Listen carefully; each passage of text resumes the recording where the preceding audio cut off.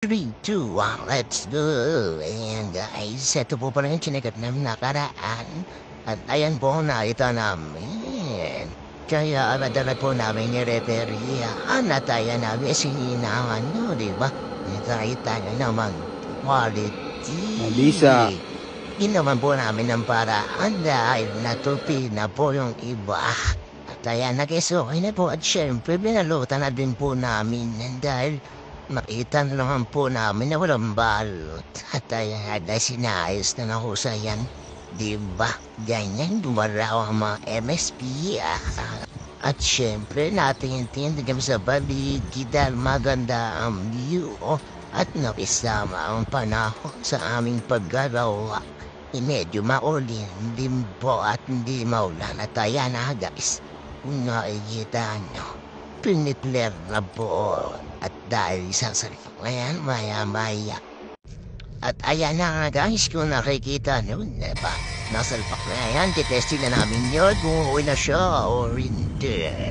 At ayan guys, nakita nyo, maandar, kaso mababa ang pirahe. Hanapin natin ang problema. At ayan guys, check up po muna isa-isa lahat. Para malaman po talaga natin kung ano talaga ang sira.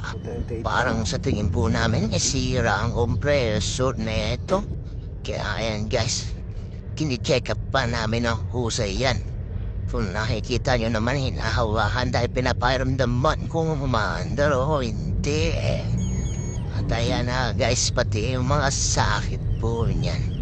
Tinignan na po sa yung continuity. Kaya, boots po siya kaso talaga hindi na under. Wala naman po siyang ground. Ayan na nga guys, tinignan na ulit na maayos. Okay naman po yan, na-testing namin yan. Working po siya. Kaso yung compressor talaga ayaw magtuloy-tuloy.